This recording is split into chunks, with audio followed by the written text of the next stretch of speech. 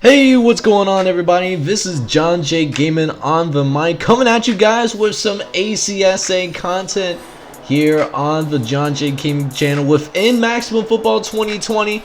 We got a triple header for you guys, starting with the Hayes Indians taking on the only Power 5 team in the entire ACSA league that does not have a win yet in this series. It will be interesting to see if New Mexico Tech can actually get that first win of the season, but we're going to have a good game here. Got a couple of other good games that I think you guys are really going to enjoy. So do me a favor, hit that like button as well as hit subscribe if you do happen to be brand new to the channel. And do like what you see as well, as the Hayes College Indians, man, they got themselves a little bit of a drive going to begin this game. Driving on the New Mexico Tech defense, and no surprises here to start this game, as you guys saw the ratings. Hayes, typical of a big Southwest Conference team, whereas New Mexico Tech, honestly, their football program reminds me of like a Sunshine Conference or like a Stars and Stripes Conference kind of team, because they simply have a really hard time competing with the rest of the conference. They're gonna have to recruit going forward, but they are at home. Maybe they can get a big win, trying to get that would be something to get their first win of the season. But for right now, Hayes College looks to be the team that will strike first, as we have a 3rd and 11 coming up here. Kelly going to drop back to pass. He has all the time in the world. Actually going to avoid pressure, but is just short of the marker though. So Hayes settles for a field goal, but it's not like New Mexico Tech can really do anything. So they have to punt the ball away. Per usual, the punter does get a lot of work for New Mexico Tech, but look at this. They actually call that a safety. So that's how New Mexico Tech gets its first points of the ball game. And because it's a safety too, they're actually going to be able to take, get the ball back, as well as they try to go for it all right away, but way overthrown. And so New Mexico Tech, 3rd and 9 now, going to have to try again here. They do manage to pick up the first down and even get across midfield once again, so you love to see it. So hey, maybe we will see an upset here. You never know, as New Mexico Tech is driving, trying to get their first, lead of this game. Pretty low scoring matchup that we got going here, actually, as it's only 3-2 going into the last, plays of this first quarter. Hayes also goes offside as well, which is interesting. So now 2nd and 11 coming for the Conquistadors. They get it to McConey, who's able to subsequently pick up that first down on the play, as the Conquistadors are driving. Trying to go to Allen on the quarterback sneak, who slides down. Thought he was going to be lit up like a Christmas tree, but that was simply not the case though, as now we got another 2nd and short coming up here. Allen going to try to throw it to the right hand side, almost gets it picked off, but does not have the hands like Allstate because it falls harmlessly to the ground. And so now a 3rd and 1, going to try to run for the first down, but you fumble the football. Even if they didn't get that first down, New Mexico Tech was going to get the lead if only they held on to it. But that was not the case though. They give the ball back to the Indians, and that's something you don't want to do when you're playing against the number 15 team in the nation. Even though, they are off their game right now, still only with that field goal scored right now. So a tough day for this offense so far. Let's see if they can get back on track though, as they got a 1st and 10 going to Omar on the left-hand side, and does get across the 45-yard line for an 8-yard gain.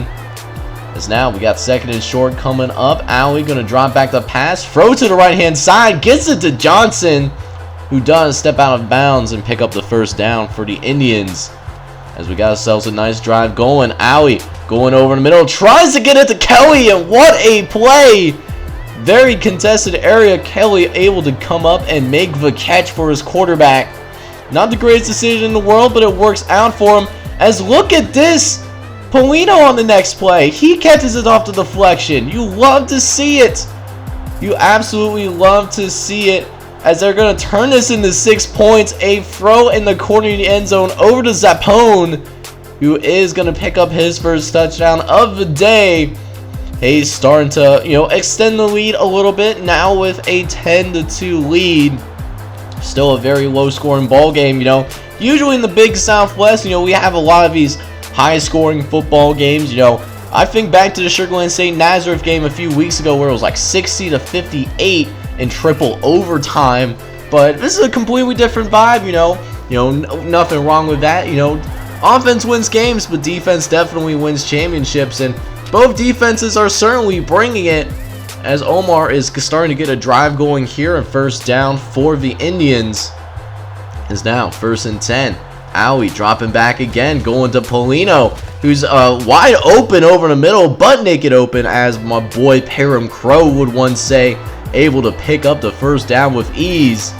As the Hayes College Indians are still driving, getting some good runs in the process. We got a 3rd and short. We'll see if they go to him again. They do go to Sapone again.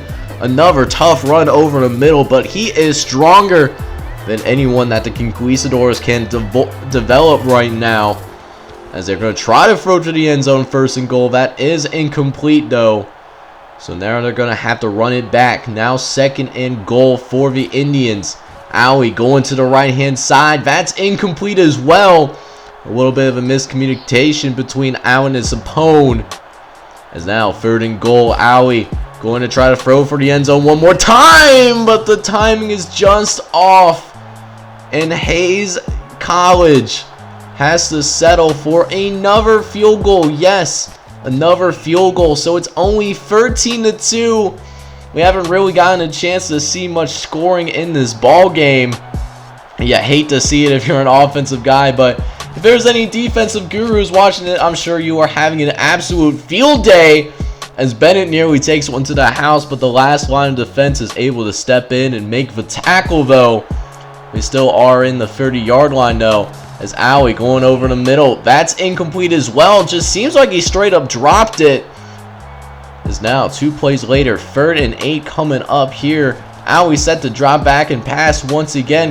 No, he's actually gonna run with it. He's short of the marker though. He had someone upfield, but they had to settle for a field goal though. And at this point, New Mexico Tech only with 1 timeout, just trying to get some more points on the board. I mean, you got to do more than score a safety, but that's not going to happen though.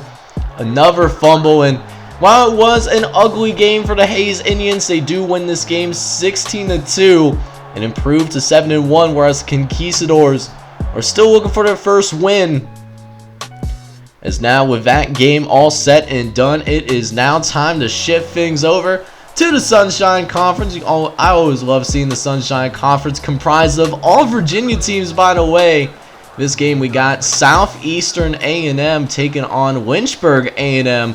Both teams only with 1 win so far this season, so this is more of a confidence booster kind of game. Whoever can win this game, you know, to try to at least salvage the season a little bit. You know, maybe this is a start for one of these teams to potentially go on a run. We'll have to wait and see, as a Lynchburg defender actually goes off sides, so it makes a 3rd down a lot more manageable. But look at this, another offsides penalty, this time on a different lineman.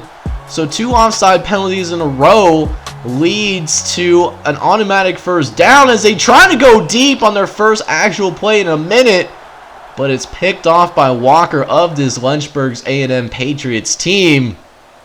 And so the Patriots will take over. 1st and 10 coming up, and I guess you can kind of see why they're 1-6 right now. Both teams, you know, not starting off too great on the offensive side of the football right now, as we got a 3rd and short now, following a quick throw over to Jackson. I'm sorry, Miss Jackson, but he is for real. But not this offense, though. They can't even pick up the 1st down, so they go 3 and out.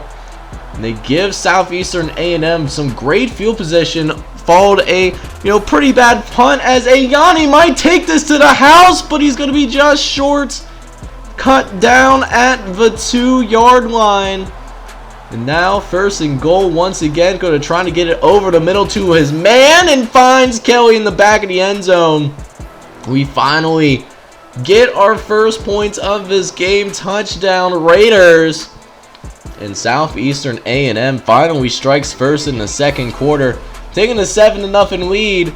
We'll see if Lynchburg A&M could do anything, following, that touchdown, but that's not necessarily the way to do it. Fumble the football, Although granted they, didn't do anything with that drive though, thankfully for the Patriots, as it's a 6-yard gain for Lynchburg A&M.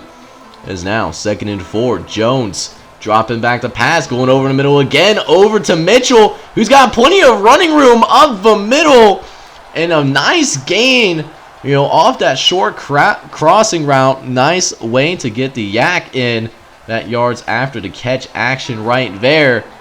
As now an 8-yard run for Jones. Makes it 2nd and short, and they're back across midfield. We'll see if the Patriots can do anything this time. They have certainly been riding the struggle bus so far today. You hate to see it. Is now 1st and 10. Jones throwing over in the middle. Once again finds Galeo, and he picks up a 1st down as well. Really death by 1,000 cuts kind of approach right here. Able to, not big plays necessarily, except the one, with the short crossing route over the middle and got some yards after the catch. But beyond that, they're really just, taking their time downfield, taking a lot of time off, before the end of this first half, as they do have to do a 3rd and 9. So they got to get a good chunk here. They want to get any points on the board, but they nearly had the ball intercepted. And so Lynchburg A&M, despite that long drive, has to go ahead and settle for that field goal. As now we go to the second half of play. We have an interception once again. Just sloppy play by both teams. My goodness. As we have a wide open guy upfield. If he just set the feet, he would have had himself a touchdown. But instead might have to go free and out. So can't get anything done from the turnover. And they give the football back to the Raiders of Southeastern A&M, as Ayani actually hurdles somebody. That's pretty cool to see, if I say so myself. As now 1st and 10. Longoria dropping back to pass. He has a clean pocket. Going over in the middle, but it's deflected away. Incomplete. Now they run it back again. Literally run it back. No pun intended, I swear. Ayani able to pick up 7 yards on that play for a nice one. Is now 3rd and 3. Longoria this time keeping it and breaking a tackle in the process. He was originally, could have been brought down in the backfield, but way to go, Longoria, to be able to turn something negative into a positive and keep the drive going. And maybe because they keep that drive going, they might be able to get into the end zone once again. We'll see if that happens, as Ayani does do just that. Get into the end zone. Touchdown Raiders. And just like that, Southeastern A&M with a 14-3 lead. And time is starting to run short, man. Lynchburg A&M's doing a nice job on defense, but their offense just isn't doing anything right now. Not doing any favors at this moment. As 1st and 10 are going to try to go down the sideline. That's going to help the cause. Ottoman down the sidelines. No one's going to catch him either. And finally, the Patriots, they get into the end zone. Touchdown, Lynchburg A&M. And it cuts this thing to a 5-point game. But look at this. They're going to go for 2. If they get this, it'll just be a field goal difference between these two teams. And they actually get it. Scott's able to convert the 2-point conversion. We got a pretty unique score looking out over here in the Sunshine Conference.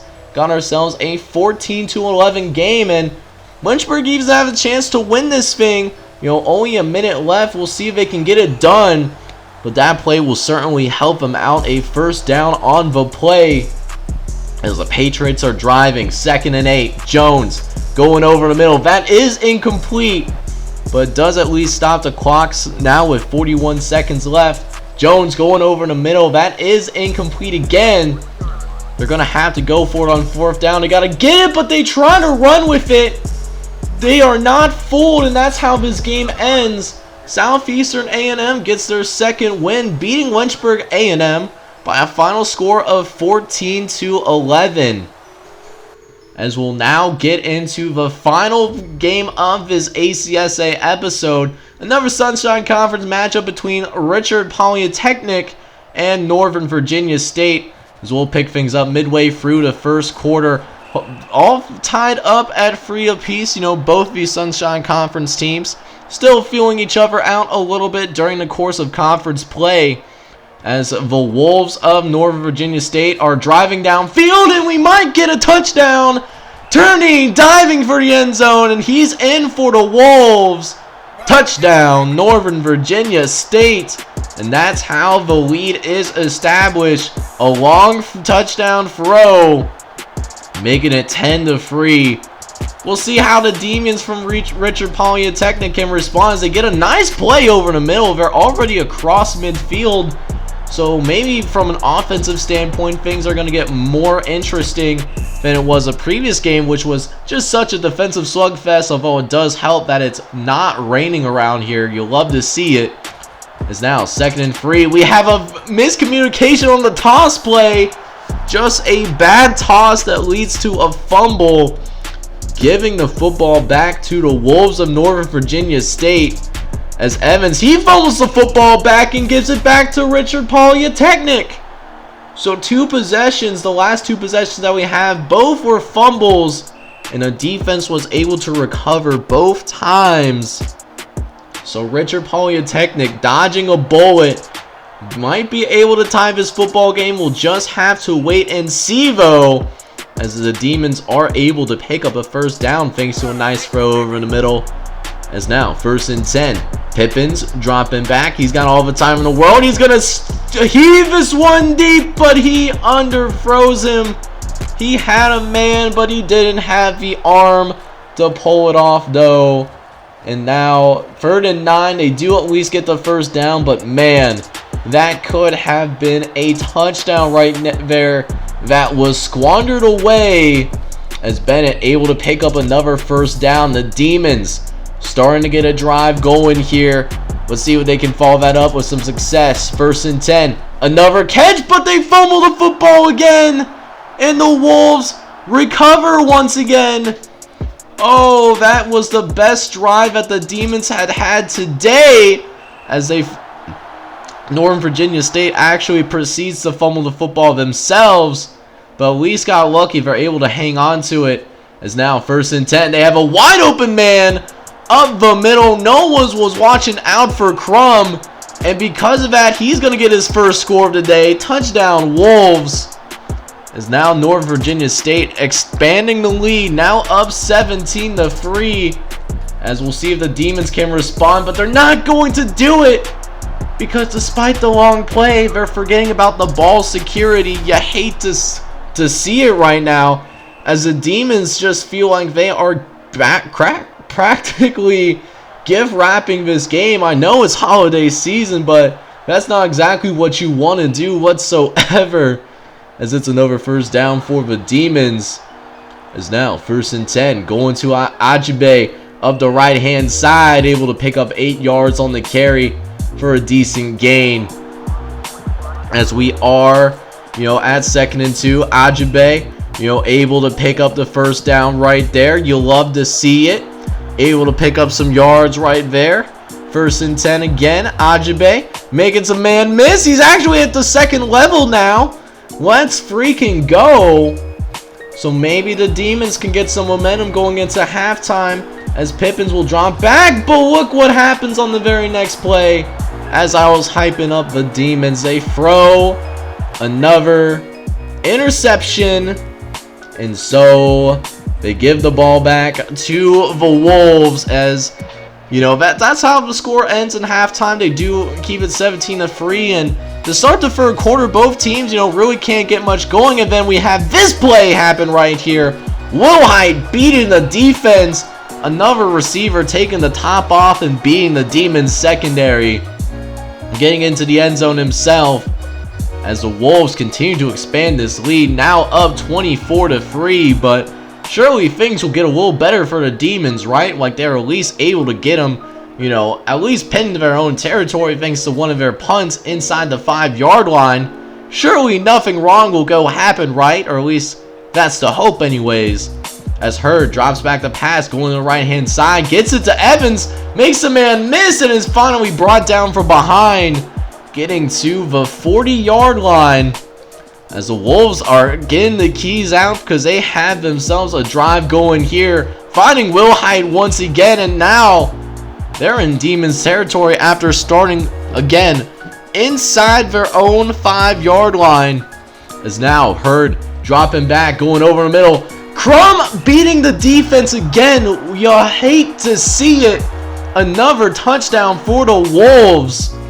And now they're just opening up a can of kick ass. Now up 31-3. And they could extend this thing later as Payton's going to get away from a defender. They're going to run out the clock. They decide to pass. And they turn it into a touchdown. So sometimes it's better be lucky than good. But the Wolves are going to walk away, winning this game by a score of 38-3. Getting themselves closer to 500. So after that final triple header matchup, let's go ahead and take a look around the ACSA to check out some scores across the league. Starting with some scores from the Big Pacific Conference, we start with the Amazon Delivery Boys hosting the Montana A&M Coyotes, who were a former top 25 squad. The Amazon Delivery Boys do win in a somewhat impressive fashion, winning 26-12, improving to 7-1 on the year, whereas Montana A&M falls to 5-3. Meanwhile, the Seattle Cascades continue to play well in Big Pacific Conference play, beating Ron Burgundy by a final score of 18-12. Ron Burgundy, for the first time this season, does fall to 500 with this 4-4 record. We also almost got to witness an upset on the hands as Oaksterdam went on the road to play Tacoma State, and Tacoma State nearly pulled it off, only losing 12-10. Oaksterdam does continue to be undefeated, but they are definitely a team to watch out for. They have struggled with offensively throughout the season, but still remain undefeated despite that. Meanwhile, over in the National Athletic Conference, we had a huge blowout at Hampton. Wilkes-Barre Scranton, home of the Regals, went on the road to play against St. John Jakes, and the St. John Jakeys fell very short. They lost 41-3, falling to 3-5 on the season, whereas the Regals got themselves back to 500 on the season. Alfred Tech also does a very impressive job of taking care of business, blowing out South Bend Tech, a team that is still looking for their very first win this season. Alfred Tech wins 48-16 and gets himself in National Athletic Conference contention, now sitting at 5-3 on the season. Phoenix State also recovers after taking some tough hits on the road. They are now at 6-2 on the season, playing against the San Jose Dolphins, who only have one win. They're 1-7, but again, Phoenix State takes care of business here. Keeping it in the Big Southwest Conference, we have Wentzville going on the road to play against the Nazareth Maccabees. And since their big win against Sugar Land State, they have really struggled, now falling to 4-4 following a 36-3 loss to the Wentzville Vikings. Texas Catholic also went on the road to play against the unaffiliated team from Connecticut and the Espanol of New England. Could have potentially been a trap game because their team is a lot better than what their record shows, but Texas Catholic does take care of business, 26-6. David Crockett also does what it needs to do to remain in conference championship contention, taking on the Clinton College Indians from the state of Oklahoma and winning 26-3, improving to 7-1. Sugar Land State also went on the road to play against Southern New Mexico, who was undefeated going into this ball game, but that is not going to be the case any longer. Sugar Land State winning very convincingly, a final score of 31-7. Is going to end today's ACSA action. Next episode, we'll actually have a primetime game between two top 20 teams from the Big North Conference. The number 3 team in the nation and the Southfield Dalmatians go on the road to play against the Iroquois Eagles in what should be a very good matchup between these two squads. If you're excited for tomorrow's ACSA primetime action, do me a favor and please smash that like button, as well as hit subscribe if you happen to be brand new to the channel as well. But in the meantime, though, I hope you guys are all out there having a wonderful day. Take care, everybody.